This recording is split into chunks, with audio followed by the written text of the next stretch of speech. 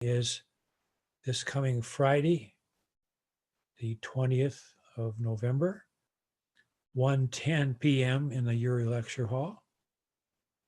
And format is exactly what you've been seeing on previous exams. As Katie said, number of questions there from both herself and myself, 50 total multiple choice questions.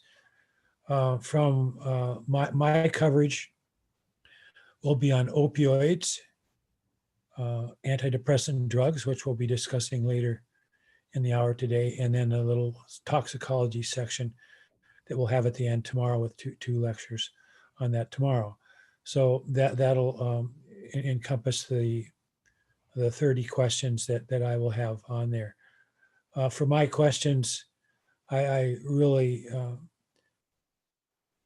suggest strongly for people to be very sort of tactical in how they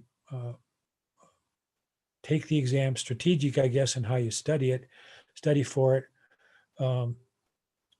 I'm looking for what I call the center of those various categories of drugs that we're covering. And so things like prototype drugs and their identity, a few other drugs that are meaningful from that particular section, and a few major actions.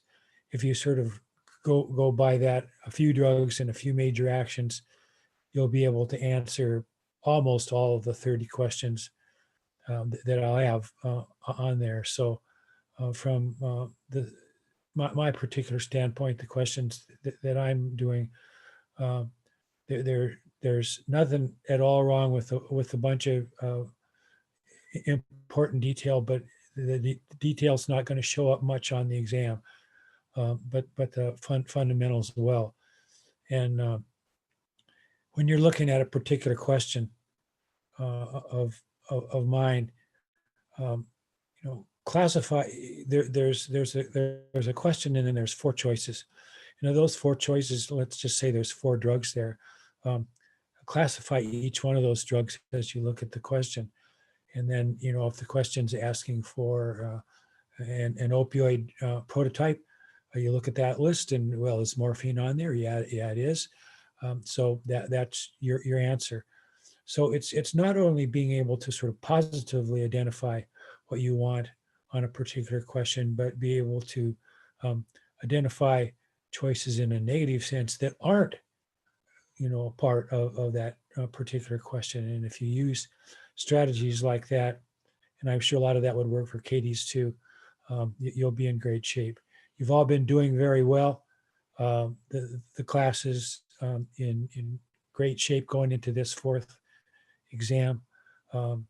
Study hard, and I'm sure you'll come out at least as well or better than we have in the past. So we've got some days to go until Friday, but I'm sure you're very, very busy. So it's going to take some challenges on your time to have enough energy and so on to be able to do this. The good news from a timing standpoint to me is I think we're so lucky to have our exam early on, like this Friday, as opposed to next week, because when you get to finals time and this stage of the semester, everybody is just totally stressed out and exhausted. So the earlier you get it done, the better is my particular outlook on that. So as Katie said, we'll certainly entertain any questions that you might have on the class, on exams, on whatever it might be now or later in the week. Hi, I just want to double check on the topics that are going to be covered because I got a list and it included antipsychotics, but I thought we already covered antipsychotics. We did, and that's, yeah. Okay. Antipsychotics was on the previous exam, yeah. Okay, so it's going to be opioids, epilepsies, and, sorry, my list is long, psychostimulants, and drug abuse and toxicity? And antidepressants. Antidepressants, okay. Thank you. Yeah, you're welcome.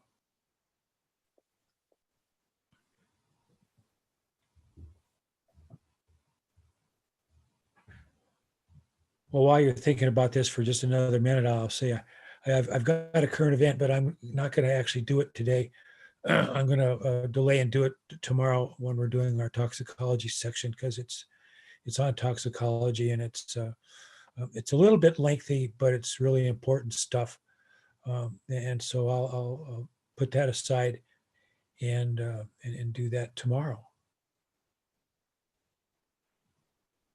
Okay, well, as we're rolling along today, if something should pop into your head question wise, even if it's not on that particular topic that we're talking about at that particular moment, go ahead and jump in with your question so that we have a chance to deal with it. Okay, there's just a little bit on opioids left to cover.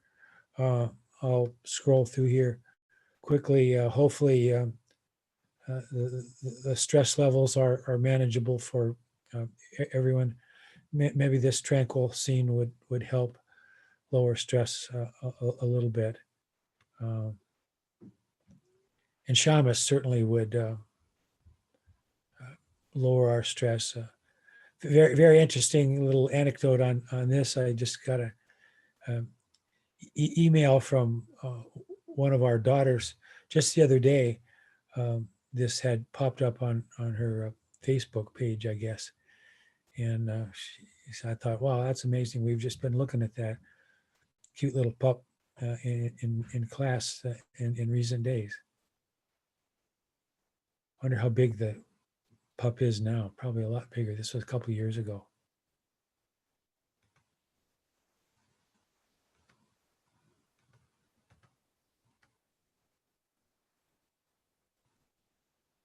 Gorgeous.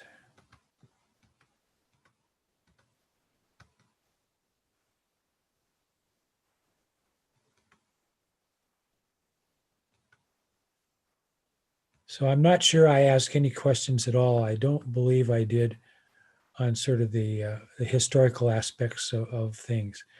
But certain things that are on these historical slides are important, such as the botanical identity of Papaver somniferum. Boom, there's an exam question. What's the prototype in the entire category of opioids? Morphine. What are some important antagonists in the category? And we'll talk about that more here in a few minutes. So a lot of these things are really important, but they're not going to show up as exam questions.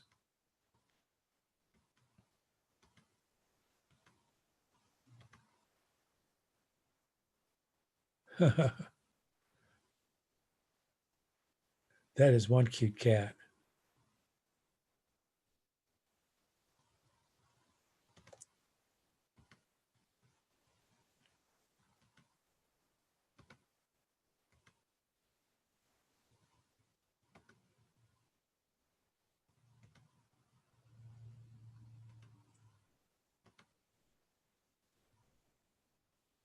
So in any of the categories that I cover, slides like this are very likely to generate exam questions because we've identified a prototype drug like morphine, and then we've tried to attach to that a few key actions, both in a positive and a negative sense. And so, pain relief, cough suppression, inhibition of gastrointestinal tract motility, and the production of severe pupillary constriction or meiosis. Those are things that are likely to find time on the exam. Well, Francis is always with us in spirit, even if there's no questions about him on the exam.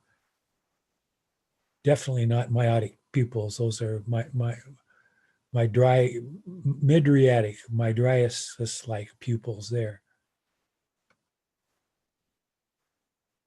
So I just did a little bit here on this pupillary effect. nothing like this on the exam, other than potentially meiosis itself. And then a summary slide on adverse effects. Um, in just looking at this slide, I see at least one or even two questions that arose on the exam relative to this particular slide. And then identification of a few additional compounds in the category, the synthetic methadone, which is a full agonist, by the way. Um, just because it's utilized, one of the ways it's utilized, of course, is in treating opioid misuse disorder. And you might be a little bit surprised that, a full agonist that's right in there with morphine would be a candidate for that.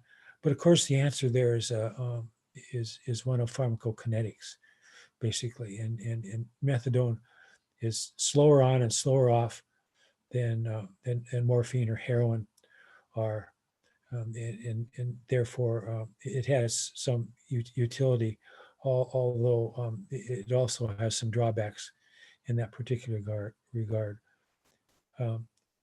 Buprenorphine, which is not a full agonist, but is a partial agonist, has become a very commonly utilized drug substance in recent years. One of the most prominent places it's used, of course, is in the combination preparation, which we call Suboxone, which is buprenorphine plus naloxone. So there's an exam question, at least one exam question right there. So when I've selected out a few key drugs and a few key actions, those are things that are going to pop up on the exam.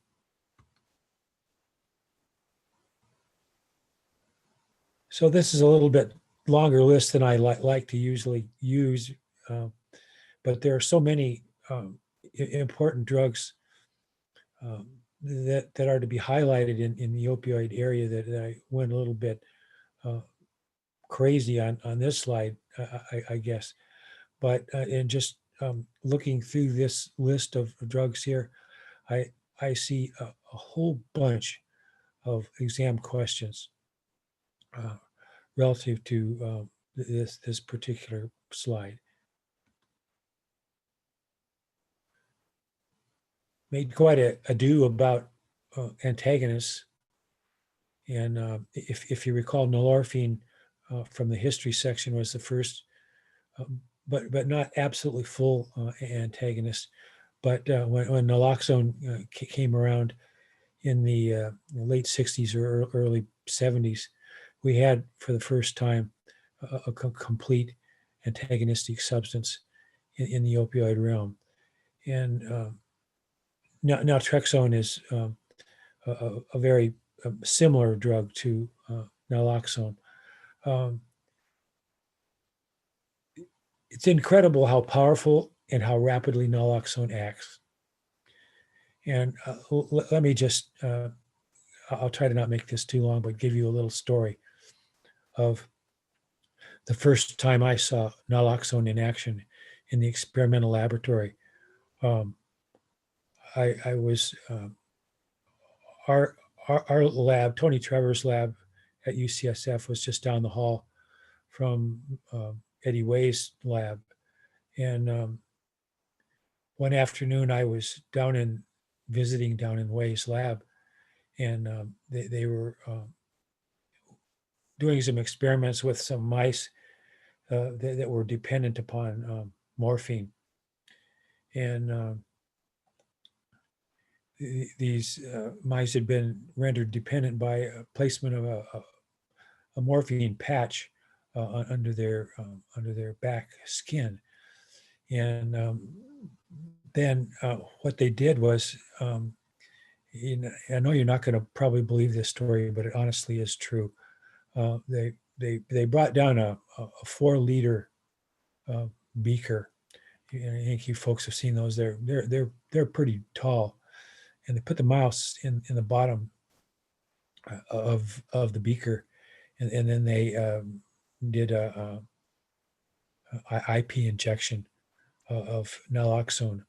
Within seconds, that mouse was out of that beaker. It came out like a rocket, right, right over the top and out of the beaker, um, which shows you, how stunningly effective and fast precipitated withdrawal is.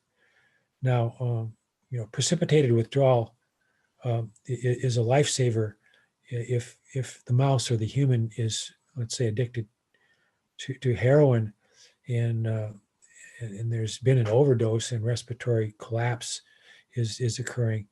That individual can be saved um, by injection with naloxone, um, and that's an absolutely stunning thing, and a completely wonderful thing that we have these complete opioid antagonists. And as I've talked about before a little bit, it's too bad that in a lot of other depressant drug categories, we're not as well off as we are in the opioids. Um, Katie talked about flumazenil, and flumazenil back in the sedative hypnotic area is a good uh, either antagonist or inverse agonist, depending on how you want to define it, for the benzodiazepines. But we don't have a naloxone or a flumazenil in the barbiturate category, despite the fact that the barbiturate category is such a long-standing, mature category. But that's probably because of the fundamental molecular pharmacology.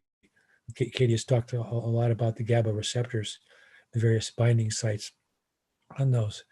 And it's just possible, I hope it's not impossible, but it is possible that because of those physical attributes of those sites, that maybe we never will have a full antagonist for the barbiturates. I'm not sure, but I certainly hope we do, because we could save a lot of lives if we did. And over the many decades that the barbiturates have been out there, thousands of lives have been lost, and how wonderful it would be to reclaim those lives. Well, I'm not going to spend a ton of time on this, but I think that there are some interesting things here in a couple of sort of new examples that I have.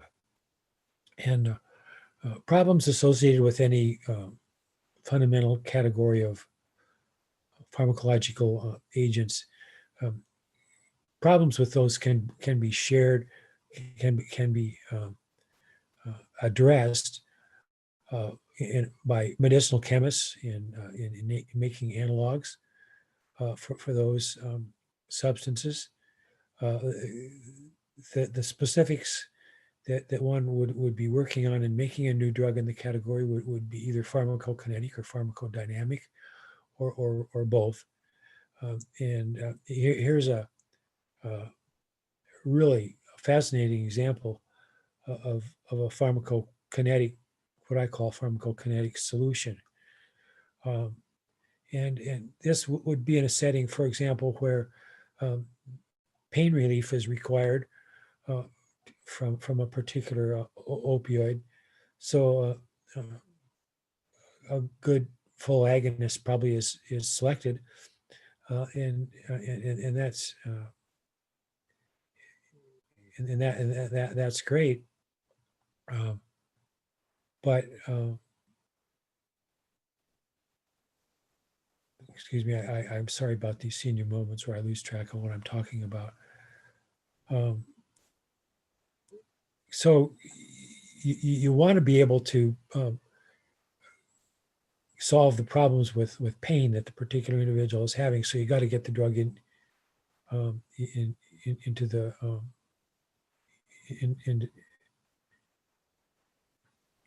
sorry, folks, I'm just mixing myself up here. We're addressing pain in an individual, and you got to get that, let's just say morphine, um, into the brain. But the particular individual that's suffering the pain also has a tremendously tough reaction to the gastrointestinal activity of the morphine. So you'd like to be able to operate the morphine without the problems in the gut. And you can do that by adding a differential antagonist like this one, in which this agent is designed such that it has a hard time getting into the brain. Therefore, the morphine still gets into the brain and gives you the pain relief, but the antagonist is going to operate in the periphery, in the gut, for example, to block the effects of morphine there. So this is almost the best of all worlds. So you get what you want and you leave behind what you don't want. And I think you're going to see more and more development of agents like this, which are differential in terms of their distribution in the system, so that you can take advantage of a well-known positive characteristic of the drug without bringing along so many of the adversities. That's pretty cool. While we're talking about adversities of the opioids, of course, there are interactions with other drug classes. And I emphasize especially here the sedative hypnotics. As Katie described for you, the sedative hypnotic drugs are depressants, as the opioids are depressants. And of course, some of the problems that we've been having in this last decade or so of historical relevance for the opioids um, is some of the problems are associated with opioid use alone, but some of them are associated with opioid use with other depressant drugs. And the sedative hypnotic opioid drug overlap is just, a tremendously important point to recognize the problems that are occurring there because of additive depression.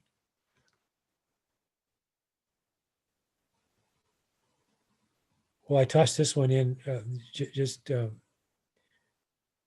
because we all kind of like, well, many of us anyway, kind of like pets. And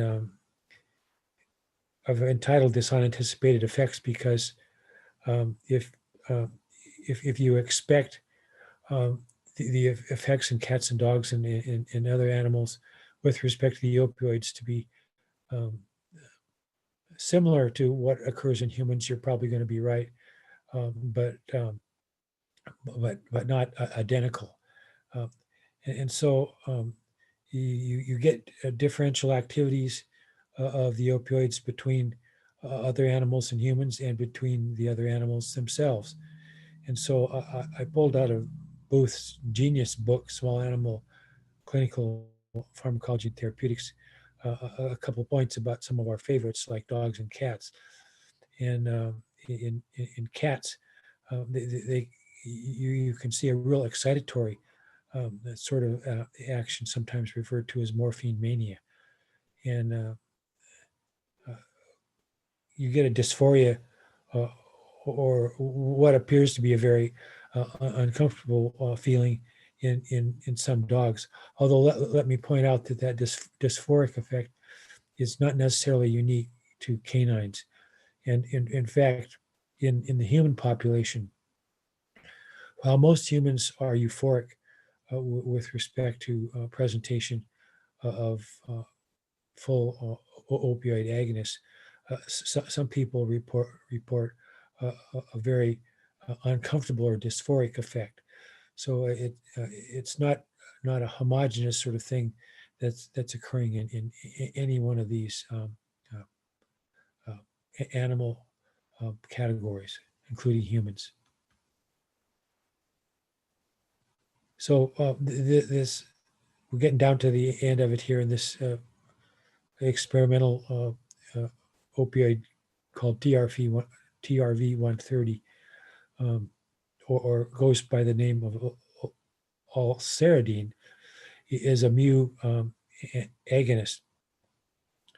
Um, but it shows even as it binds to the mu, this drug binds to the mu receptor, um, you you have the potential for what is known as a biased ligand, in that what you expect out of full mu agonists um, is not completely present in TRV 130. In other words, the medicinal chemists have designed a drug which is a full agonist, um, uh, but its informational content is such that you get the wonderful pain relieving analgesic effect that you're looking for, but the information is not there to guide some of the other effects that you might expect out of a mu agonist. So not all agonists are created equal, and we've known that for a while, but not sure exactly why. And one of the reasons for that is because the different agonists in a given category are differentially capable of providing information to the receptor. They bind to it just fine, but then the triggering in the signal transduction system is going to be a little bit different from each one of those agents, as the information they bring to the receptor perturbs the receptor slightly differently in any given case, and therefore what the receptor signals to the internal aspects of the cell is a little bit different from one agent to another. This is a real hot topic, and I think most of you are in medicinal chemistry, and I'm sure Casper has talked to you about this, because um, he's a real expert in the realm of functional selectivity. I'm quite confident from a pharmacological view that we're going to see a lot more of this coming up just real soon, because a lot of these investigations are underway in the realm of opioids, as well as other drug categories.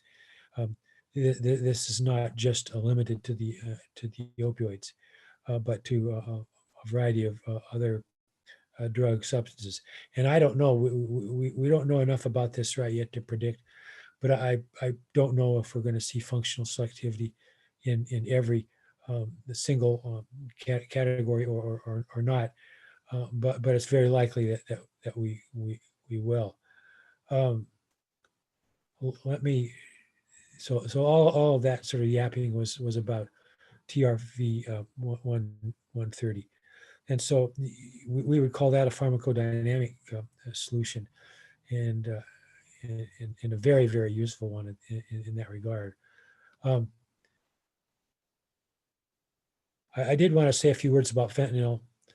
Um, fentanyl is just incredibly powerful, and there's a historical incident which is almost 2 decades old now, in which a number of hostages were taken in a Moscow, Russia theater in 2002.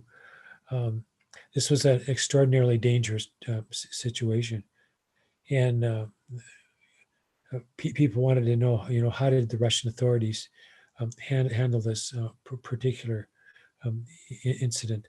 Well, it looks like what they did was they delivered in gaseous form to the theater um, uh, two powerful fentanyl derivatives in the anesthetic halothane, and it stopped the incident, all right, um, but it killed a bunch of folks, hostages as well as non hostages. And it's an interesting, very sort of unusual utilization of opioids.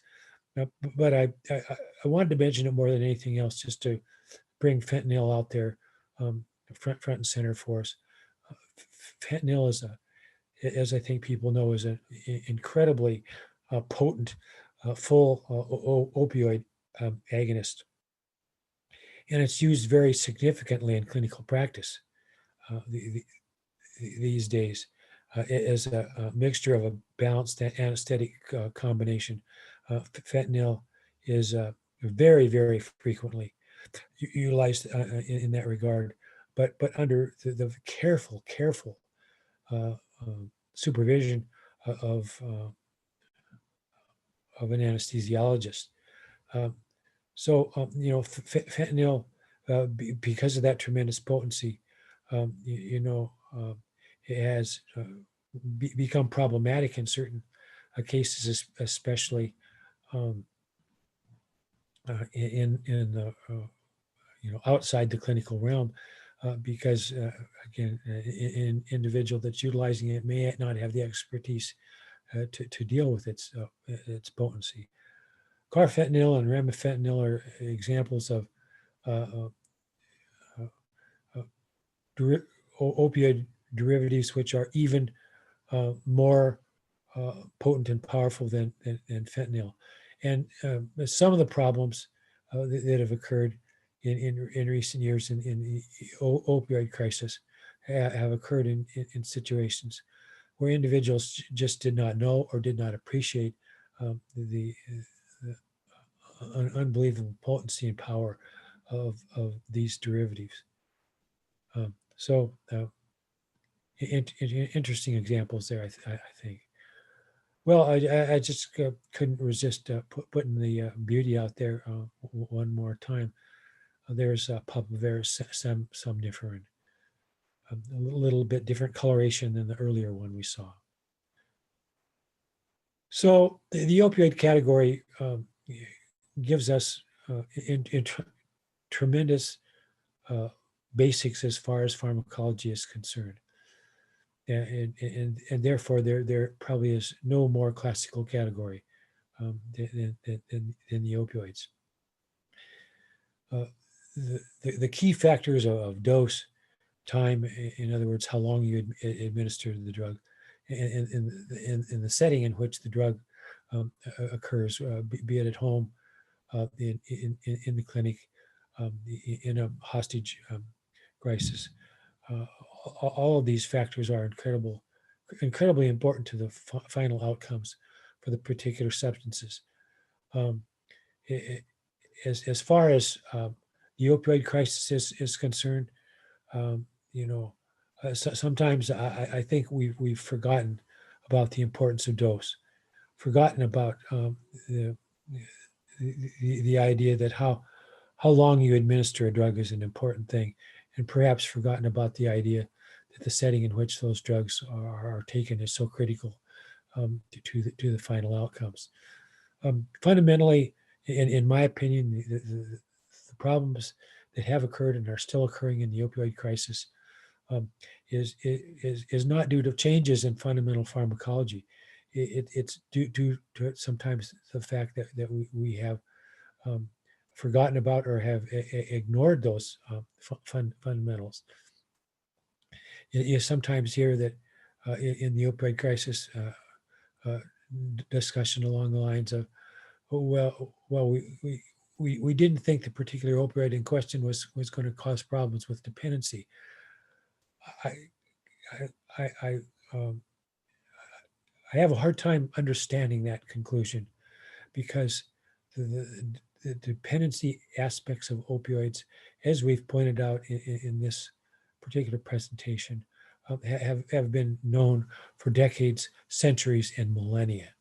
Um, so I think that what has led us to sort of forgetting um, some of these fundamentals are other types of societal problems, such as poverty, hunger, non-support of the healthcare system at times, unemployment, and so on. You take those societal aspects and put them together with the fundamental pharmacology, or when the fundamental pharmacology is lost, and then you've indeed got problems. So I'll try to stop sharing this if I can. There we go. Anybody have any comments or questions?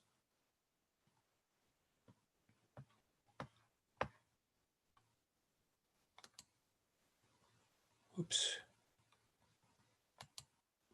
If you come up with comments or questions, um, between now and tomorrow, make sure and bring those things up so that we can share it as a group. So there's a few minutes left here, not long, but because I was pretty yappy as usual. See if I can make my mouse work.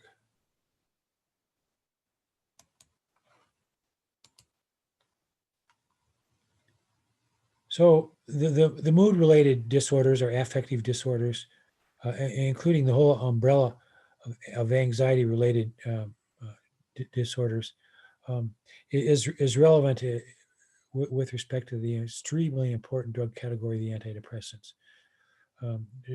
Depression itself is sometimes labeled under sort of the umbrella of anxiety, and although we probably historically look at the sedative hypnotics as the more commonly utilized anti-anxiety agents, there are anti-anxiety characteristics of the antidepressant drugs, and sometimes the antidepressant drugs are used as much for their anxiolytic effects as they are for their antidepressant effects. Although again, we may be splitting hairs by sort of separating these categories from each other, when in fact they may not be that separable. So there's a whole bunch that we could do with this. I'm going to skip through quite a bit of it um, because I want to get to the points where we're actually talking about subcategories of antidepressant drugs, of which I think that there's a multiple subcategories of um, antidepressant drugs. So I put these presentations together to sort of deliver it to an audience which perhaps doesn't have a lot of background in a particular area, but you folks do. You've got tremendous background and knowledge and wisdom uh, as far as uh, uh, anatomy and physiology, biochemistry, medicinal chemistry, pharmacokinetics, all those things. So you've got a lot of the background already. Um, Depression is a multifaceted sort of thing, and there's probably many subcategories of depression that we've not even uh, uh, come up with the classification um, yet. So there's still a ton of research to do in the realms of anatomy and physiology, pathophysiology, fundamental pharmacology, and of course, medicinal chemistry. So a number of these subcategories mentioned in this slide are things that are relevant with respect to that. And if I skip through some of these things too rapidly, but you have a tremendous interest in the realm of depression and the treatment of depression, let me know, and I can try to fill out some more details for you. Well, here's a cute slide somebody gave me a while back. Hey, Yes, go right ahead. we can't see your screen. Can't see my screen. Okay, that's probably because I didn't put it up, right? Let me see if I can.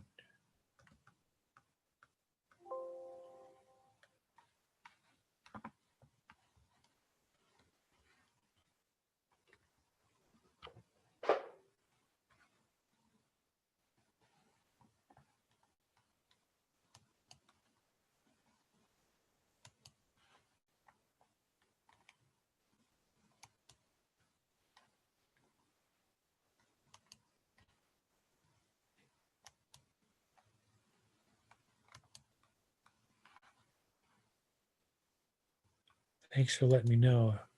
Can you see it now? Yeah. Okay, good deal. Well, hopefully I hadn't gone too far there, so thank you. That is so useful when you help me out like that. Okay, so here's our cover slide. There's our list of things that we're going to look at here. Here's meows in a lot of different languages.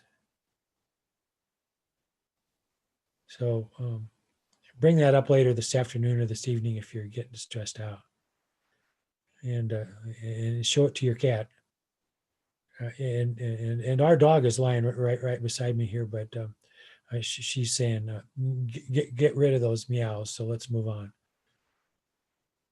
Well, antidepressant drugs are found in natural products, as we've talked about before in St. John's Wort, or in synthetics. And there's a number of synthetic subcategories now available, which have popped up really in about the last three to four decades. But natural products are very important too. So we'll be talking about both sources of natural of antidepressant drugs. Well, here's just some facts to share about depression. Again, I'm not going to sort of belabor it. I think people know what a totally important category the antidepressant drugs are, because so many individuals in the U.S. and elsewhere are affected by depression.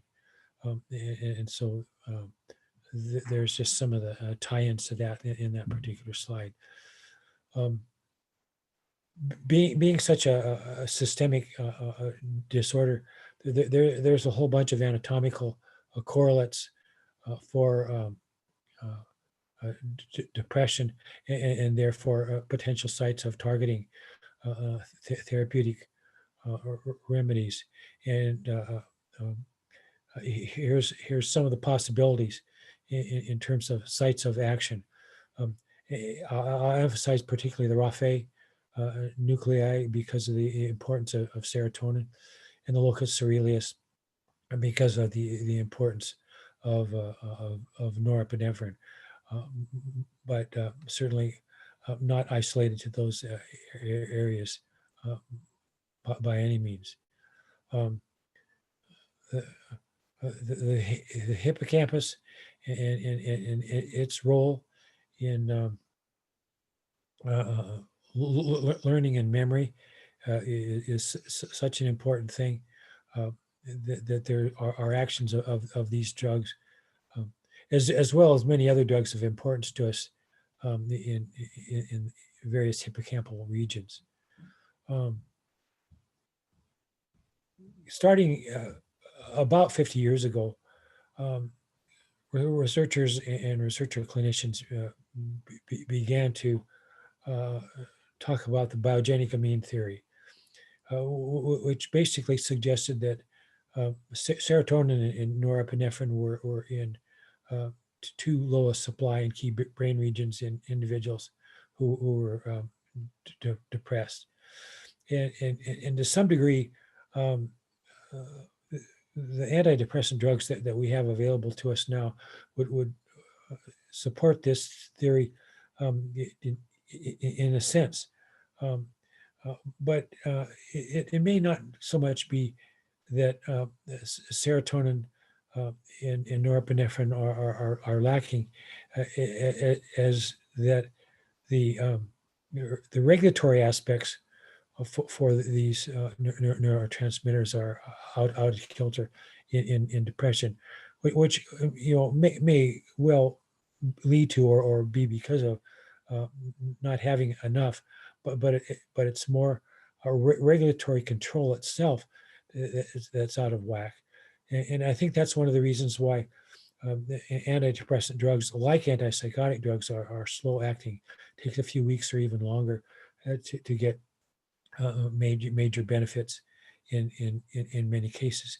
And that's because not only are we altering the levels of these neurotransmitters, but how they're regulated. So I think we're out of time here. Um, be thinking about the upcoming exam and questions that you may have with respect to that. Be thinking about various categories that Katie covered as well as what I've covered. And if you have anything that's specific with respect to what we talked about today in the opioids or in the beginning of the antidepressants, make sure and bring those up. Um, uh, we are fortunate in that we will have, a Thursday in between our final lecture in this course and lectures, I would say, because tomorrow's our doubleheader day, and the exam on Friday. So we could certainly answer questions by email, phone, or whatever in person on Thursday. So uh, Katie has done a nice introduction to serotonin for us. So tomorrow when we start, I'll just blast through this because you already have folks already have this handled, and then we'll move on beyond some of these sort of complexity slides to particular categories of antidepressant drugs and emphasize a few things there, because I guarantee you a slide like this one, which is in the tricyclic area, has information on it that will show up on the exam. So I know you folks have other things to do and I'm running over, so I'm going to stop.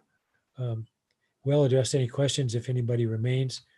And other than that, see you tomorrow morning at 11 as we'll continue with the antidepressant category and then hit some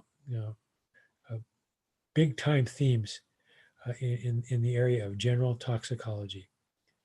Have a good one, everybody. Take care and stay loose. Thank you. You're welcome. Katie and I will remain on for just a little while in case anybody has any questions.